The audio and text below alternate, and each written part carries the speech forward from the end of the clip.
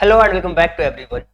मेरा नाम है राहुल और द मिशन डेवलपमेंट एकेडमी के इस टारगेट बैच में आप सभी लोगों का स्वागत है। डियर स्टूडेंट्स, अगर आप क्लास 9th के अंदर एडमिशन लेना चाहते हैं, चाहे वो सैनिक स्कूल हो, नवोदय स्कूल हो, सीएचएस हो, मिलिट्री स्कूल हो या किसी भी तरीके के जो स्कॉलरशिप टेस्ट होते हैं, अगर आप उनमें भी पार्टिसिपेट करना चाहते हैं, किसी भी कॉम्पिटिशन्स वाले अगर आप एग्जाम्स में पार्टिसिपेट करना चाहते हैं, तो ये टारगेट बैच आप सभी के लिए बहुत ही ज्यादा इंपॉर्टेंट रोल प्ले करने वाला है। डियर स्टूडेंट्स, जैसा कि आपको पता है कि जो सैनिक स्कूल को स्पेशली टारगेट कर रहे हैं, हमारा कंप्लीटली फोकस उसके ऑफिशियल सिलेबस के अकॉर्डिंग चलना है। तो जैसा कि आपको पता है कि लास्ट क्लास में हमने डिस्कस किया था, जिसमें कि हमने अर्थक्वेक्स के बारे में जाना था और जो मेजर लैंडफॉर्म्स हैं उनके बारे में भी हमने पढ़ा था। और आप सभी को यह बात बहुत अच्छी तरीके से पता है कि आज हम डिस्कस करेंगे हिस्ट्री का एक टॉपिक जिसका नाम होने वाला है, आज हम डिस्कस करेंगे सोशल एंड कास्ट रिफॉर्म के बारे में। लास्ट लेक्चर्स में हमने पढ़ा था अर्थक्वेक्स और मेजर लैंडफॉर्म्स के बारे में और बहुत अच्छी तरीके से आपने इन चीजों को देखा है, नोट्स भी बनाए हैं और जो आंसर्स हम क्विज करते हैं उनमें भी आप पार्टिसिपेट करते हो, कमेंट में आंसर्स करते हो, मुझे बहुत अच्छा लगता है। हाँ, मानता हूँ एक दो दिन का गैप हो जाता है, कभी बीच बीच में कोई काम आ जाता है, समटाइम्स हेल्थ इशू भी रहते हैं, बट ठीक है, मैं चाहता हूँ कि ये पूरा कोर्स कंप्लीट करा दूँ आपके एग्जाम से पहले पहले। तो चलिए शुरू करते हैं जी। और जो लोग मुझे डे 1 से जानते हैं उनको पता है कि यार अगर आपको सर के साथ पढ़ना है ना, तो कुछ रूल्स आपको फॉलो करने पड़ेंगे। वो रूल्स क्या हैं, सबसे पहले उन्हें हम सबसे पहले रिकॉल कर लेते हैं, जो कि हम हर लेक्चर्स में, हर क्लास में डिस्कस करते हैं यार, कि अगर आपको हमारे साथ पढ़ना, मैं कह रहा हूँ आप किसी के साथ भी पढ़ो यार, कोई फर्क नहीं पड़ता, है ना। आपके पास में नोटबुक और पेन होना चाहिए। जो भी पढ़ाएं उसमें आपके खुद के नोट्स बनाइए, वीडियो देखते समय बीच में छोड़ करके नहीं जाना है।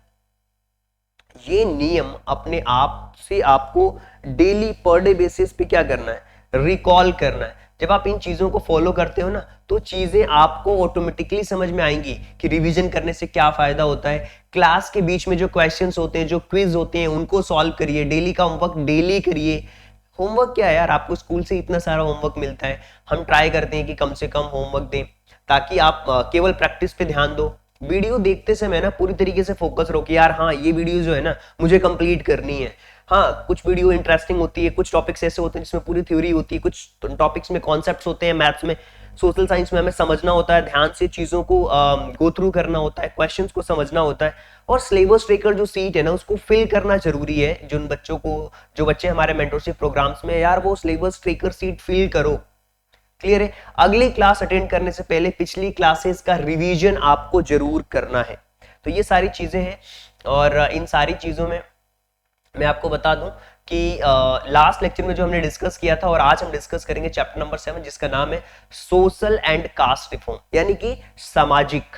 सोशल का मतलब होता है सामाजिक और कास्ट रिफॉर्म मतलब जो जाति को लेकर के लोगों के अंदर ऊंच नीच की भावना है, उसको कैसे रिफॉर्म किया गया था, किन किन लोगों ने सहयोग किया था, उन सारी चीजों के बारे में डिटेल्ड में हम समझेंगे। और आपको पता है कि ये जो सिलेबस है, मैं हमेशा कहता हूं यार, ये जो मैथ्स का सिलेबस है ना, हमने इसको कंप्लीट कर लिया भाई। आप बस ये टॉपिक सर्च करो और टीएमडी एकेडमी सर्च करो, आपको उस टॉपिक से रिलेटेड कंप्लीट लेक्चर मिल जाएगा। प्लेलिस्ट में जाके देखो, पूरे लेक्चर्स आपको मिलेंगे, पूरे टॉपिक वाइज आप इन लेक्चर्स को कंप्लीट करो, क्योंकि सैनिक स्कूल में 50% वेटेज है, आपको पता होना चाहिए। और इसके अलावा अगर हम बात करते हैं सोशल साइंस की, तो आपको पता है हमने 1857 का रिवोल्ट देखा, फ्रीडम फाइटर्स कंप्लीट किया, क्लाइमेट चेंज पढ़ा, इंपॉर्टेंट फ्रीडम फाइट मूवमेंट्स में हमने पढ़े। इसके अलावा इंटीरियर ऑफ अर्थ के बारे में जाना, बहुत ही एनिमेशन से अर्थक्वेक्स को भी समझा। और आज बारी है यार सोशल एंड कास्ट रिफॉर्म को समझने की, सामाजिक और जातीय सुधार के बारे में बात करेंगे। और इसी तरीके से ये पूरे टॉपिक्स जो आपके ऑफिशियल सिलेबस के अकॉर्डिंग है, उन सारे टॉपिक्स को हम कवर करेंगे, राइट। और इसके अलावा जो भी चीजें हैं, जैसे कि आप देख पा रहे हो, ये पूरा सिलेबस है आपका सोशल साइंस का। मैथ्स का सिलेबस हम कंप्लीट कर चुके हैं, सोशल साइंस को कंप्लीट कर रहे हैं। और चलिए शुरू करते हैं यार। देखिए, आजादी से पहले ना, जब अंग्रेज भारत में आए, तो उन्होंने देखा कि यार यहाँ पे लोग ऑलरेडी एक दूसरे में बटे हुए हैं ऑलमोस्ट, क्योंकि कोई अपने को कह रहा है कि मैं ब्राह्मण हूँ, कोई कह रहा है मैं क्षत्रिय हूँ, कोई वैश्य, कोई शूद्र। ये 4 कैटेगरीज में जातियों को बांटा गया। तो समाज में न सिर्फ जातियों के बारे में बांटा गया बल्कि कुछ सामाजिक कुरीतियां भी थी, जैसे सती प्रथा, यानी कि अगर कोई महिला है और उसके अगर पति की डेथ हो जाती थी तो उसको क्या करना होता था, उसको उसी के साथ सती प्रथा में उसको उसको उसके साथ में प्रताड़ना दी जाती थी, जला दिया जाता था। तो इसका जो समाज में जो लीडर्स थे उन्होंने इसका विरोध किया कि सबको जीने का अधिकार है, ऐसी प्रथाएं बंद होनी चाहिए, ऐसी बहुत सारी चीजें थी, चाइल्ड मैरिजेस, बहुत कुरीतियां थी समाज में, उनके खिलाफ लोगों ने लड़ा और उसको दूर भी किया गया। चलिए, तो आज हम इन्हीं चीजों के बारे में बात करेंगे, कुछ ये हमारे लीडर्स हैं इनके बारे में जानेंगे, इन्होंने कौन कौन से संगठन बनाए, किस लिए बनाए और क्या कमियां थी, किन चीजों को दूर किया, उन सारी चीजों को हम डिटेल्ड में पढ़ेंगे। उम्मीद करता हूं कि आपके पास में एक नोटबुक और एक पेन जरूर होगा ताकि आप चीजों को नोट डाउन कर पाओ। देखिए, सबसे पहले 19th सेंचुरी में ये रिफॉर्म मूवमेंट्स स्टार्ट हुए, मतलब लगभग आप 1919 में ये मूवमेंट स्टार्ट हुए और इन्होंने देखा कि यार हमारे समाज में जो सोशल कुछ सामाजिक बुराइयां हैं इनके खिलाफ लड़ने के लिए लोग उठे और उन्होंने बोला कि यार लॉजिकल थिंकिंग पे ध्यान दो, क्रिटिकल थिंकिंग पे ध्यान दो, रेशनल थिंकिंग रखो, ताकि ये जो एजुकेशन है उस पर ध्यान दिया जाए ताकि लोग आगे बढ़ सके। सॉरी,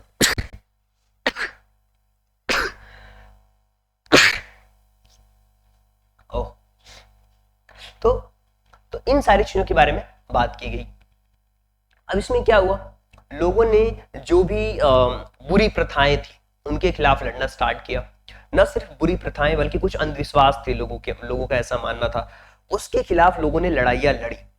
महिलाओं के अधिकारों की बात की गई, उनके शिक्षा के बारे में बात की गई और भारतीय संस्कृति पे आपको प्राउड होना चाहिए, इस चीज को बढ़ावा दिया गया।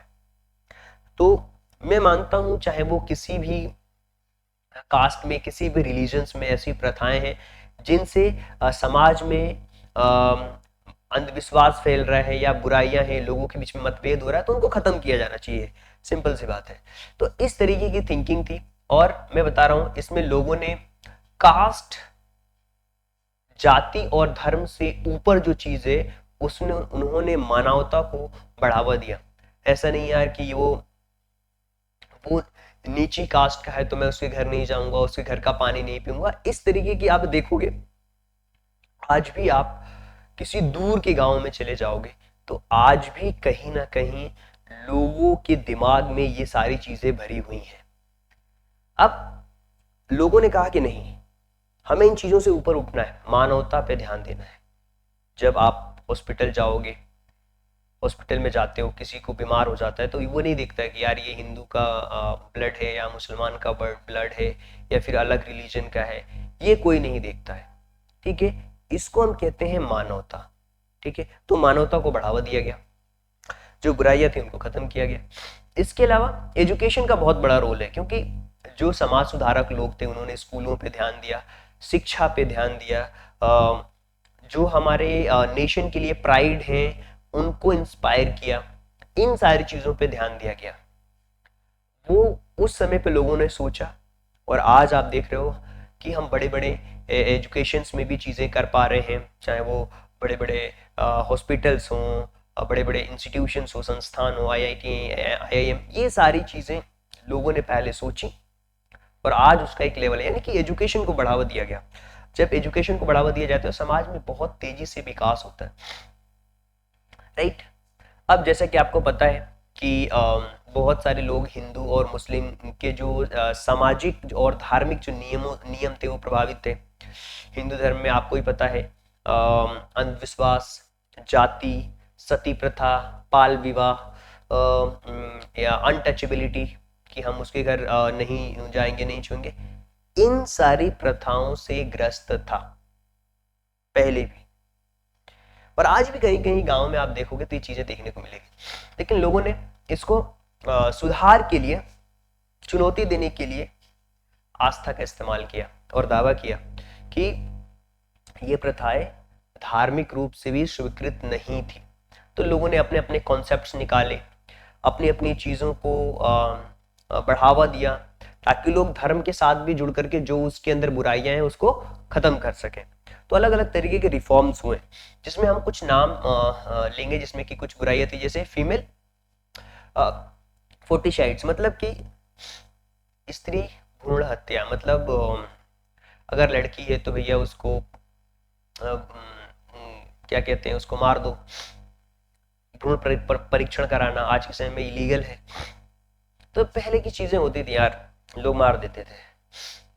लोकेशंस, अच्छा ये सब चीजें कहाँ थी, जैसे कि नॉर्थ वेस्टर्न रीजन्स में, पंजाब में, ये सारी चीज इन जगहों पे थी, राइट। इसके रीजन्स कारण बहुत थे भाई, कि यार ये परिवार की प्रतिष्ठा का सवाल है, इसके अलावा लड़की होगी तो आर्थिक बोझ होगा, इसके अलावा लोगों बाल विवाह इसलिए कराते थे कि यार जल्दी शादी नहीं करेंगे तो भय होगा लोगों को, मतलब कि आगे चल करके अच्छा इसको वर मिलेगा नहीं मिलेगा, एक अच्छा साथी मिलेगा नहीं, बहुत सारी चीजें थी। लोग इकोनॉमिकली भी उतने स्ट्रांग नहीं होते थे, तो बहुत सारी चीजें सोचते थे, सारी चीजों को लेकर के ये सारी बुराइयां थी समाज में।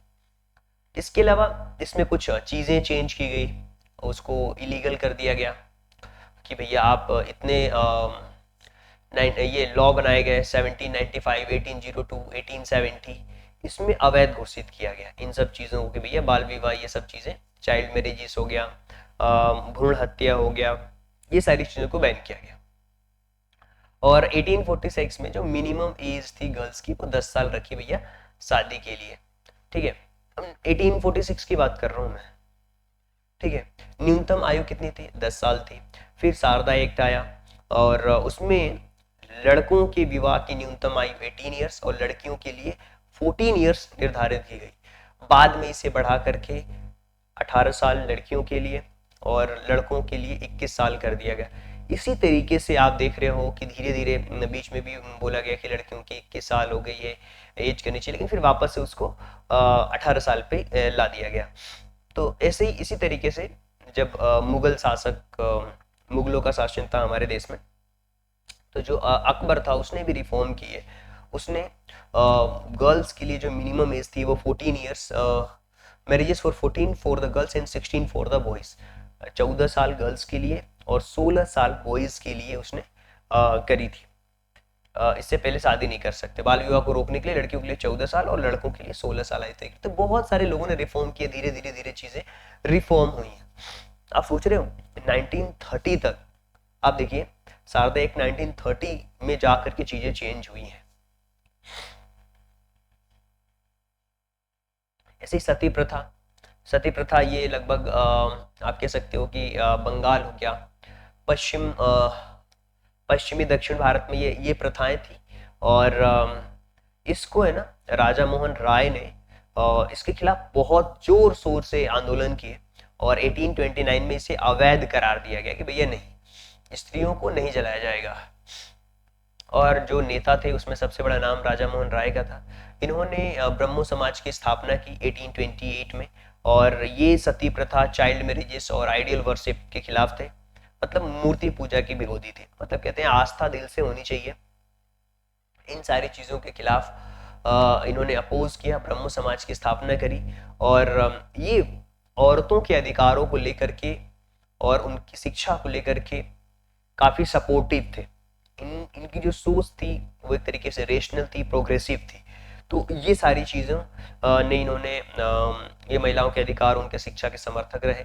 तो ये इनका बहुत बड़ा योगदान रहा। इस तरीके से स्वामी दयानंद सरस्वती, इन्होंने भी आर्य समाज की स्थापना की 1875 में। और फिर इन्होंने स्लोगन दिया रिटर्न टू द वेदास, कि वेदों की ओर लौटे। इन्होंने धर्म को बढ़ावा दिया, आप कह सकते हैं। उसमें जो अच्छी चीजें थी उन चीजों को बढ़ावा दिया। और अपोज्ड, इन्होंने कास्टिज्म को अपोज्ड किया, कि जो जातीय व्यवस्था है उसके खिलाफ उन्होंने बोलना स्टार्ट किया। क्योंकि आपको भी पता होना चाहिए कि बहुत सारे ऐसे धर्म ग्रंथ हैं, उसमें अलग अनेक प्रकार की चीजें बताई गई हैं, लिखी गई हैं, जो भी आज भी कंट्रोवर्सी लोगों को करनी होती है तो वो कॉन्टेक्स्ट उठाते हैं और कोई पॉलिटिकल लीडर उस चीज को बोलता है और फिर हमारे देश में एक कह सकते हो कि कंट्रोवर्सी पैदा हो जाती है। लेकिन आप देखो, लोगों ने कास्टिज्म का विरोध किया, ठीक है, जो चीजें गलत है उसका विरोध करना चाहिए। चाइल्ड मैरिजेस और आइडियल वर्शिप, ये भी इनके विरोध किया इन्होंने। स्वामी दयानंद सरस्वती ने। ओके, इसके अलावा ईश्वर चंद्र विद्यासागर, ये भी वीडियो मैरिजेस के सपोर्टर थे कि भैया अगर कोई महिला है, उसके पति की किसी कारणवश डेथ हो जाती है, उसको दोबारा शादी करने का अधिकार होना चाहिए। और ये महिलाओं के शिक्षा के समर्थक रहे ईश्वर चंद्र विद्यासागर जी। और इन सब चीज़ों को बढ़ावा दिया। बाल विवाह और बहु विवाह के खिलाफ आंदोलन चलाए इन्होंने। और वुमेन रिफॉर्मर्स, अच्छा ये तो हमने बात करी कि अच्छा ईश्वर चंद्र विद्यासागर के बारे में हमने बात करी, हमने दयानंद सरस्वती के बारे में बात करी, हमने बात करी दयानंद सरस्वती के अलावा हमने बात करी जो वेदों की ओर लौटो नारा दिया और जो देवदासी प्रथा थी उसको खत्म किया, ब्रह्म महाराजा मोहन राय के बारे में हमने बात करी। तो ऐसे बहुत सारे लोगों के बारे में बात करी। ये तो थे मेल जो समाज सुधारक थे। उनके कुछ फीमेल समाज सुधारकों के बारे में भी बात करेंगे, जिसमें नाम आता है पंडित रमाबाई का, राइट। तो इन्होंने शारदा सदन की को एस्टैब्लिशमेंट किया जो महिलाएं विडोज थी उनके एजुकेशन के लिए। इसमें एक और नाम आता है मुथुलक्ष्मी अम्मैयर। और इन्होंने देवदासी सिस्टम जो चलता था कि दासी बना के रखा जाता था, कैसे कैसे चीजें चलती थी पहले के समय में। आज के समय में तो काफी कुछ चीजें चेंज हो चुकी हैं, लेकिन जो कहते हैं ना कि समाज में जो पुराने लोग हैं जिनके दिमाग में ये चीजें बैठी हैं, जो इंसान को इंसान नहीं समझते, आज भी ऐसी खबरें आती हैं, आप देखते हो न्यूज चैनलों पे। मुझे बहुत बुरा लगता है यार कि आज भी इस सदी में भी लोग उस चीजों से ग्रस्त हैं। तो ये है डॉक्टर मुथुलक्ष्मी अम्मैयर। इन्होंने जो देवदासी प्रथा था उसके खिलाफ आंदोलन चलाया। इसी में भी जो वुमेन रिफॉर्मर्स हैं उसमें रुक्माबाई और ताराबाई शिंदे, जो कि वुमेन्स के राइट्स के लिए उन्होंने लड़ाई लड़ी, उनके अधिकार और शिक्षा के लिए काम किया। तो न सिर्फ मेल समाज सुधारक बल्कि फीमेल समाज सुधारकों ने भी इन सब चीजों पे काम किया। अच्छा, इसका क्या प्रभाव रहा यार? बहुत सारा प्रभाव हुआ, प्रोग्रेसिव हुई, वुमेन्स को अलग अलग फील्ड में रिप्रेजेंटेशन करने का मौका मिला। पहले आपको पता हो कि इनको वोट देने का अधिकार नहीं था, इनको वोट देने का अधिकार भी मिला। बहुत सारे अधिकार हुए। महिलाओं की मुक्ति के क्षेत्र में बहुत सारी प्रगति हुई। नेशनल अवेयरनेस, जनता में राष्ट्रीय जागरूकता का विकास हुआ। जो सती प्रथा थी, भ्रूण हत्या थी, उसको अवैध घोषित किया गया। विडो मैरिजेस को परमिटेड दी गई कि यार ठीक है, वापस दोबारा शादी हो सकती है। बहुत सारी चीजें थी। विधवा पुनर्विवाह की अनुमति मिली। तो बहुत सारे चीजें चेंजेस हुई इन सब चीजों के बाद। अब देखिए, अब ये ब्रह्मो समाज क्या है, कौन कौन से फाउंडेशंस बने, उनके बारे में हम बात कर लेते हैं। लिख सकते हो, बहुत ही सिंपल्स और क्रिप्स नोट्स आपको दिए जा रहे हैं। बहुत ही सिंपल और क्रिप्स नोट्स। देखिए, बहुत सारी चीजें हुई हैं समाज सोसाइटी में यार। हमें कुछ इंपॉर्टेंट्स जो चीजें हैं जो लगता है कि यार ये आपके एग्जाम्स के पॉइंट ऑफ व्यू से पढ़ना चाहिए, चीजों को रिकॉल करना चाहिए, तो हम उन्हीं चीजों के बारे में बात करेंगे। क्या क्या चीजें हुई, क्या क्या चीजें हैं उसमें, तो उन्हीं चीजों के बारे में भी हम बात कर रहे हैं। देखिए, राजा मोहन राय ने क्या किया? मूर्ति पूजा, अंधविश्वास, पुनर्विवाह, बाल विवाह, आप नाम याद रखो। और इनके क्या क्या ऑब्जेक्टिव्स, इनका क्या था, किस चीज को प्रमोट किया भैया? महिलाओं को शिक्षा, पुनर्विवाह को बढ़ावा दिया।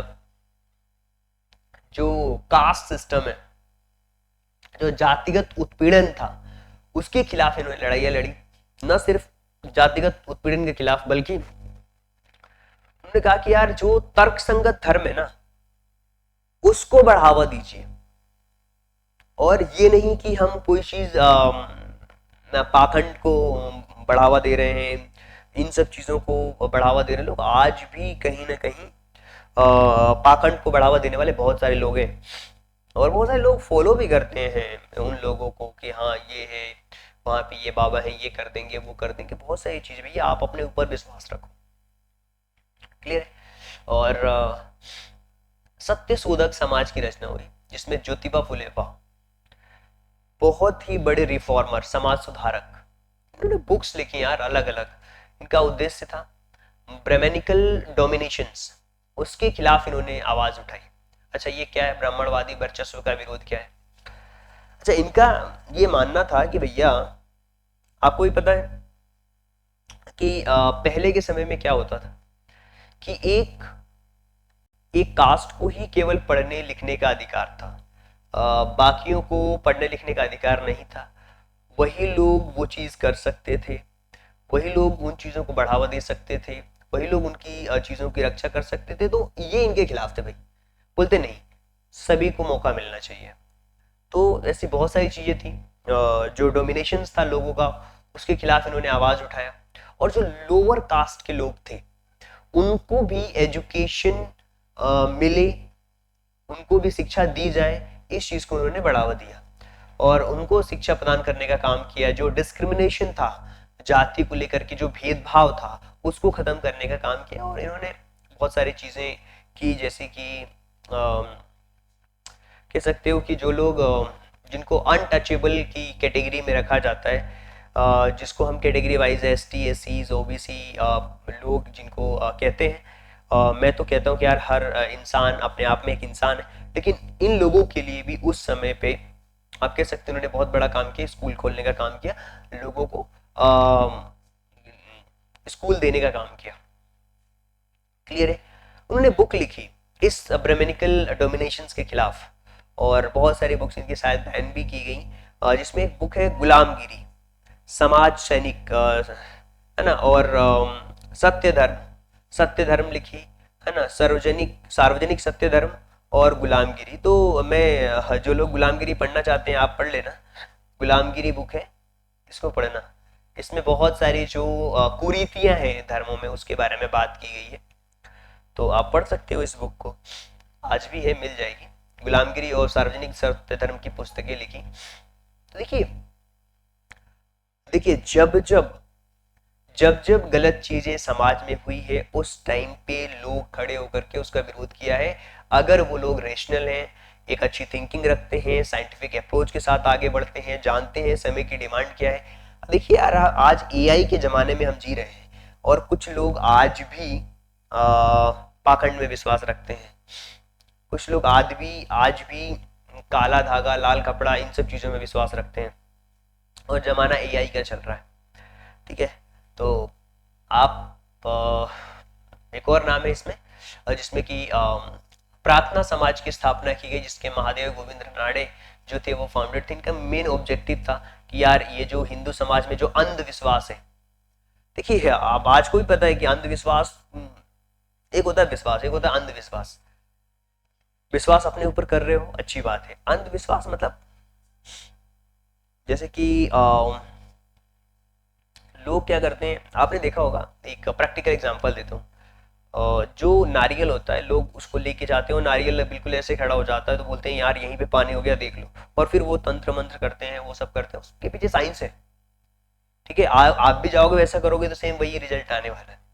तो इस तरीके की बहुत सारी चीजें हैं जो अंधविश्वास को लोग बढ़ावा देते हैं, और इन सब चीजों को बढ़ावा बिल्कुल नहीं देना चाहिए।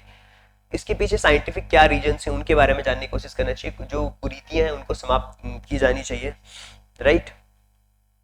इन्होंने इन सब चीजों पे काम किया, महादेव गोविंद रानड़े ने, महिला शिक्षा, विधवा पुनर्विवाह और जातिवाद का विरोध। और ये जो थे वो इंस्पायर्ड थे ब्रह्मो समाज से। ठीक है? अब देखिए, एक आंदोलन चला देवदासी प्रथा का जो उन्मूलन है उसके खिलाफ। देवदासी प्रथा में क्या होता था ना, महिलाओं को दासी बना के रखा जाता था। ठीक है? इसमें जो मुख्य नेता थे वो अतुल लक्ष्मी अमैयर एंड पेरियार एवी रामास्वामी। ये जो पेरियार एवी रामास्वामी है ना, इनके बारे में पढ़ना।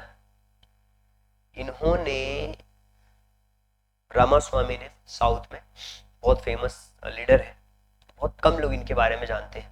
इन्होंने अंधविश्वास के खिलाफ, इन्होंने तो काल्पनिक बता दिया भगवानों को। तो ऐसे ऐसे कॉन्सेप्ट है इन्होंने दिया, और जो भी चीजें जिनका वो विरोध कर सकते थे, बहुत सारी चीजें इन्होंने की समाज में सुधार के लिए। और जो मंदिरों में देवदासियों का समर्पण था उसको रोकना। ठीक है ना, कि हम लोगों को, जो देवदासी प्रथा में क्या होता था, मंदिरों में भेजा जाता था महिलाओं को, बहुत बेकार चीजें थी, आप समझ जाओ। ठीक है? अब इसके खिलाफ इन्होंने आवाज उठाया, और फिर इन्होंने जो देवदासियां थी उनको अधिकार देने का काम किया, उनको शिक्षा देने का काम किया और आगे बढ़ाने का काम किया। उनकी फिर से शादी करने की बात करी और मद्रास देवदासी एक्ट बनाया गया 19 देख रहे हो यार, ये बात चल रही है, कोई बहुत पुरानी बात नहीं है, 1947 की बात है। उस समय पे लॉ बन रहे हैं, उस समय पे नियम बन रहे हैं। आप सोच रहे हो कि कितना कास्टिज्म रहा होगा देश में। इसीलिए अगर जब कोई समाज, कोई देश प्रोग्रेसिव माइंडसेट के साथ आगे नहीं बढ़ पाता तो उसी कुरीतियों में, प्रथाओं में रहता है। तो जो कुरीतियां हैं उनको खत्म की जानी चाहिए, डेवलपमेंट की बातें होनी चाहिए, है ना। आज भी लोग पता है मंदिर मस्जिद के नाम पे लड़ते हैं,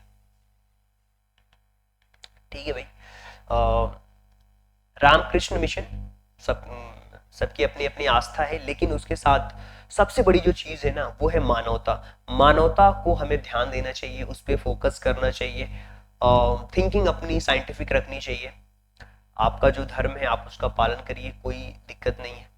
और देखिए इसी तरीके से रामकृष्ण मिशन की स्थापना की गई। इसका मुख्य उद्देश्य जो जाति प्रथा और जो अंधविश्वास था उसको रोकना, सुपरस्टिशंस उसको रोकना। स्वामी विवेकानंद ने इस चीज को प्रमोट किया और मानव सेवा और परोपकार को बढ़ावा दिया इन्होंने कि भैया सबसे बड़ा धर्म मानव की सेवा करना, एक दूसरे के को परोपकार करना, मदद करना, इन सब चीजों को बढ़ावा दिया गया स्वामी विवेकानंद के द्वारा। तो काफी लोग इनसे जुड़े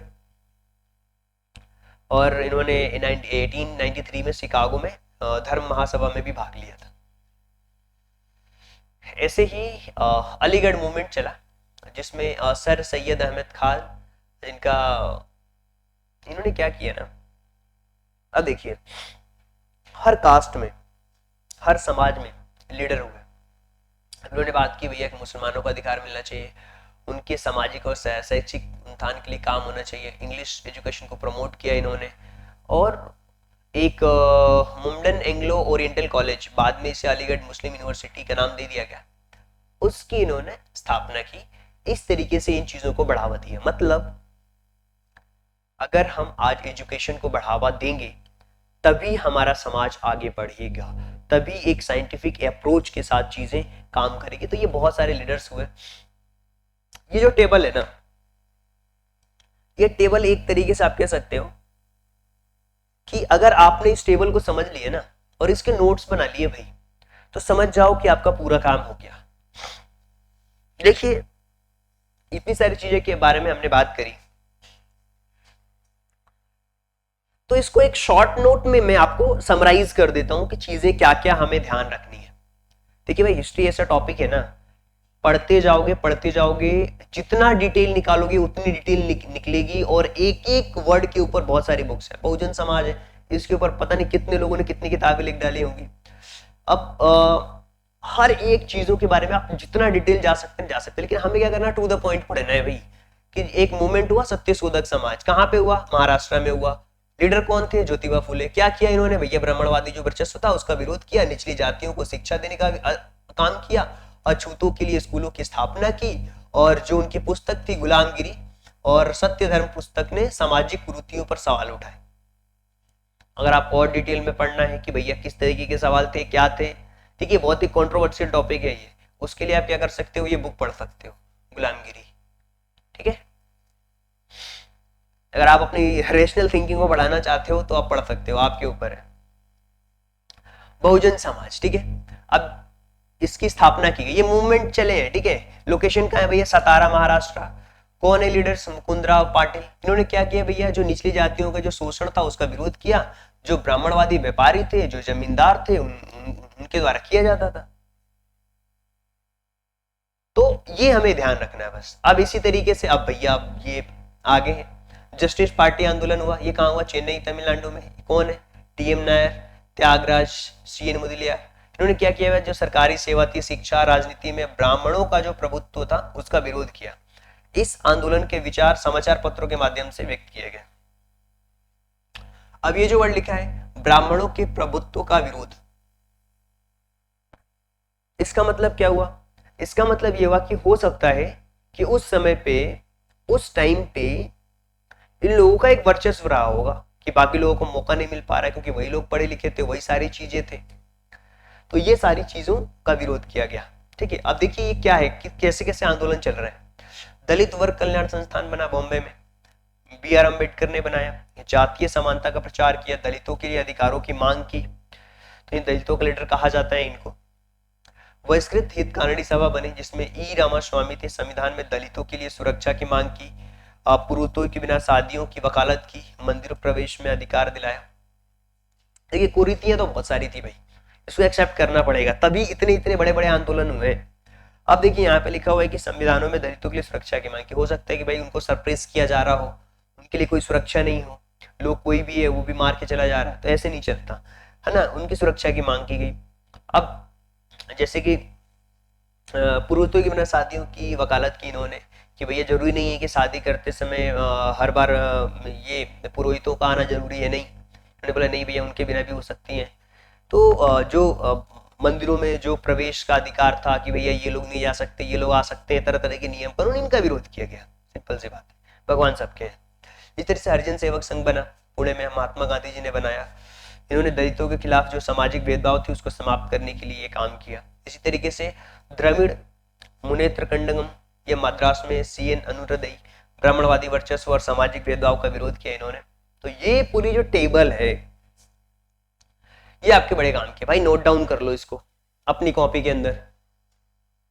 अच्छा, बहुत सारे लोगों का बोलना होगा कि सर हमें इंग्लिश में भी चाहिए। बिल्कुल सर, हम आपके लिए इंग्लिश में भी दे देंगे, कोई प्रॉब्लम नहीं है।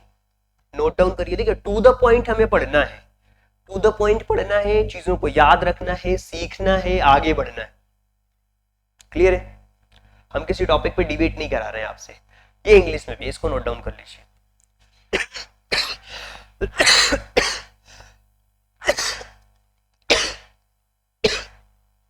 Sorry for that.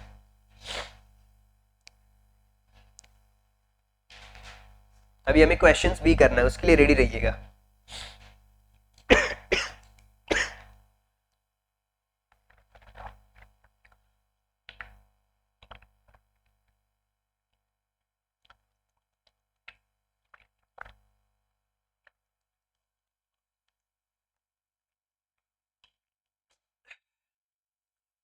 देखिए सोसाइटी में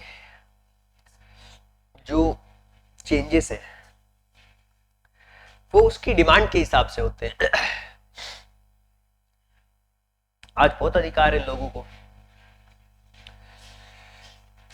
कहीं ना कहीं जो आरक्षण है वो इन सब चीजों की देन है कि लोगों पहले लोगों को पीछे किया गया है, वो लोग भी समाज में आगे बढ़ पाए, लोगों को रिप्रेजेंट कर पाए, इसलिए उनको मौका मिल रहा है। ठीक है, तो बहुत सारे लोग ऐसे भी हैं जो रिजर्वेशन का विरोध भी करते हैं, बहुत सारे लोग सपोर्ट भी करते हैं। तो अलग अलग राय है लोगों की, और ये विचारों की लड़ाई है वो चलती रहती है। इन्हीं विचारों की लड़ाइयों के आधार पर अलग अलग पार्टियां बनती हैं जो अपने अपने लोगों को लीड करती हैं, अलग अलग तरीके की बातें करती हैं। तो ये विचारों की लड़ाई ये चलती रहेगी, और ये सालों दर साल तक चलती रहेगी। मैं रहूंगा नहीं रहूंगा तो भी ये लड़ाइयाँ चलती रहेगी। हो सकता है कि उस समय किसी और चीज के लिए लड़ाइयाँ चल रही होगी। तो ये सब चीजें सिस्टम में चलता रहता है। आज लोग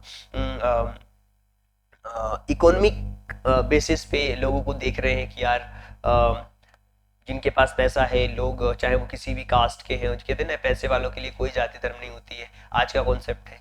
तो बहुत सारे कॉन्सेप्ट है, लोगों का मानना है, चीजें चलती रहती हैं। तो अब हम बात करेंगे क्वेश्चंस की। अगर आपने ध्यान से पढ़ा है ना सारी चीजें, तो क्वेश्चंस का आंसर देना। मैं कह रहा हूं कि what was the common features of 19th century reform movements in India. एक सामान्य विशेषता क्या थी, किस चीज का विरोध किया गया? आइडियल वर्शिप का, वेस्टर्न कल्चर्स, सुपरस्टिशंस, या कॉनिकल रूल। देखिए जो अंधविश्वास थे ना कि भैया अंधविश्वास को बढ़ावा नहीं दी, तो ये जो प्रोटेस्ट अगेंस्ट सुपरस्टिशंस, अंधविश्वास के खिलाफ लोगों ने आवाजें उठाई, ये एक विशेषता थी। अच्छा, किस अधिनियम के तहत सती प्रथा को अवैध घोषित किया गया? Which act declare the practice of Sati illegal? तो आपको पता है, अभी मैंने बताया आपको कि ये जो रेगुलेशंस ऑफ 1829 है, इसके खिलाफ इसके तहत इसको अवैध घोषित किया गया। ब्रह्म समाज के संस्थापक कौन थे भाई? तो राजा मोहन रॉय, ये थे ब्रह्म समाज के संस्थापक। क्लियर है? ये बातें आपको क्लियर कट समझ में भी आ रही होगी, सारी बातें आप समझ भी पा रहे होंगे। चलिए आगे बढ़ते हैं, किसी और चीज के बारे में बात करते हैं, इस क्वेश्चंस के बारे में बात करते हैं। क्वेश्चंस में लिखा हुआ है कि किस सुधारक ने आर्य समाज की स्थापना की? विच reformer founded the Arya Samaj? Arya Samaj की स्थापना करने में दयानंद सरस्वती, जो कि ऑप्शन नंबर बी जो है वो करेक्ट ऑप्शन है।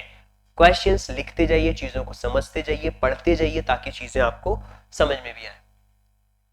The main goal of devadasi abolition act was to, devadasi का उन्मूलन का जो अधिनियम था उसका मेन क्या था भैया? कि भैया जो देवदासी प्रथा है, जो हिंदू रिचुअल्स में प्रैक्टिस की जा रही है, उनको रोकना, उनको प्रमोट करना, इन सब चीजों, यानी कि उनको प्रिवेंट करना भाई। और डेडिकेटेड टू टेम्पल्स, जो हम देवदासियां टेम्पल्स के डेडिकेट हो जाती थी लड़कियां, उनको रोकना, ये मेन उद्देश्य था।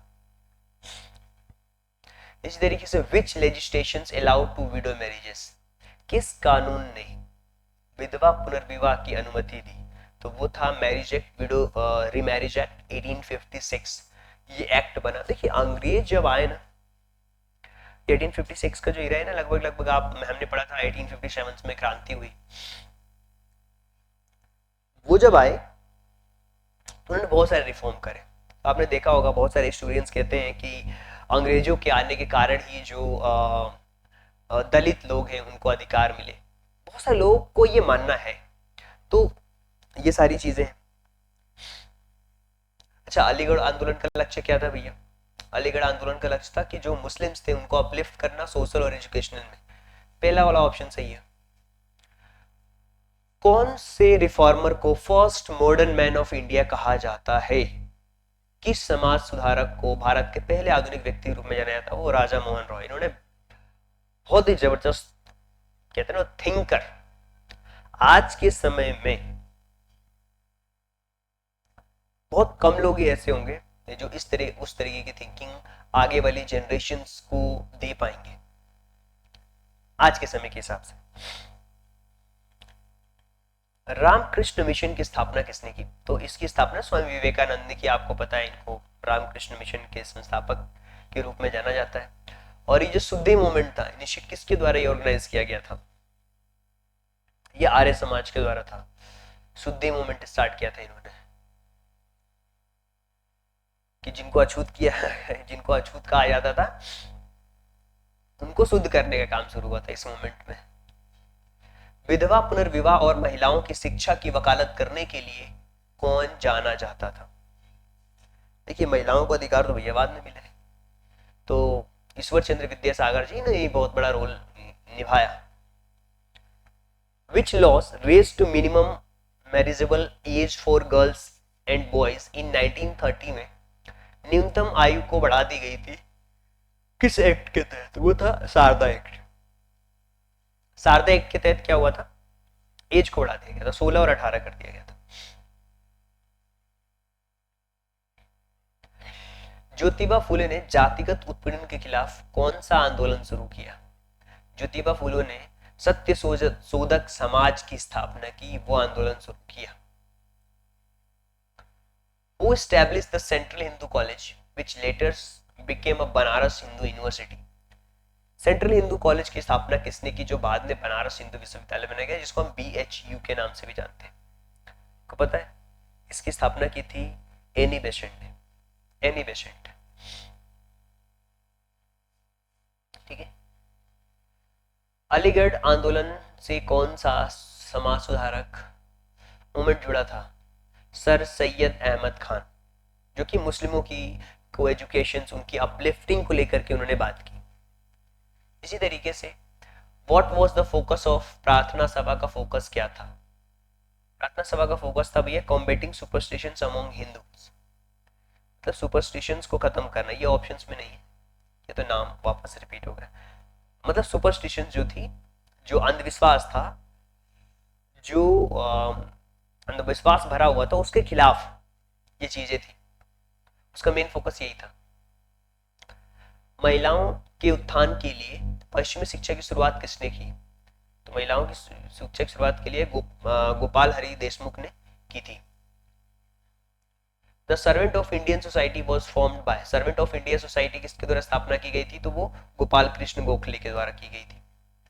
Who led the movement against the devadasi system in the Tamil Nadu में देवदासी प्रथा के खिलाफ किसने नेतृत्व किया? तो वो मुत्तुलक्ष्मी अमैयर ने शुरू किया था और इन्होंने इनके लिए स्कूल्स खोले, एजुकेशन के लिए काम किया, बहुत सारी चीजें करी ताकि लोगों का विकास हो सके। ब्रह्म समाज opposed which is the following practices, ब्रह्म समाज में निम्नलिखित में से कौन सी प्रथा का विरोध किया? भैया वो कास्ट ऑपरेशंस को, भैया जो जाति प्रथा थी उसका विरोध किया इन्होंने। ठीक है, तो आई होप की चीजें आपको समझ आई होगी।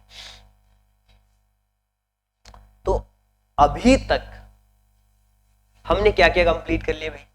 हमने ये सारे टॉपिक कंप्लीट कर लिए। क्लाइमेट चेंज हो गया, important of freedom movements, interior of earth, social and caste reform आज हमने कंप्लीट कर लिया। आगे के टॉपिक्स में हम बात करेंगे टाइप ऑफ रेनफॉल के बारे में बात करेंगे, जो कि ज्योग्राफी का एक टॉपिक होगा। फिर सस्टेनेबल डेवलपमेंट के बारे में बात करेंगे, कुछ ग्रासलैंड्स पढ़ेंगे, फिर रॉक साइकिल और वाटर साइकिल्स पढ़ेंगे। बहुत छोटे छोटे टॉपिक्स है ज्योग्राफिक्स को, इनको हम कंप्लीट करेंगे। ठीक है, जो बच्चे हमारे मेंटरशिप प्रोग्राम में जुड़ना चाहते हैं वो जुड़ सकते हैं, क्योंकि इसी तरीके की सीट आपको मिलती है। जो टॉपिक्स कंप्लीट हो जाते हैं उनको आपको फिल करना भी जरूरी है। किसके लिए है ये मेंटरशिप प्रोग्राम? आपको पता है, नवोदय सैनिक school, military school, board exams में 1-to-1 मेंटरशिप हम देते हैं और साथ में आप सभी को सिलेबस का एनालिसिस कराते हुए, वीकली टेस्ट लेते हुए, डाउट को क्लियर करते हुए, डेली आपको एक प्लान मिलता है, उस पर काम करना, डे वाइज आपकी ट्रैकिंग होती है। वीकली उन बच्चों में आप कितना आगे हैं उसको बताया जाता है, आपकी कंप्लीट ट्रैकिंग होती है इस मेंटरशिप प्रोग्राम में। ज़्यादा जानकारी के लिए आप इस नंबर पे हमसे कांटेक्ट कर सकते हैं। इस नंबर पे आप कॉल कर सकते हो, कॉल ना लगे तो व्हाट्सएप कर सकते हो, मैसेज कर सकते हो, और ये सारी चीज़ें आप कर सकते हो।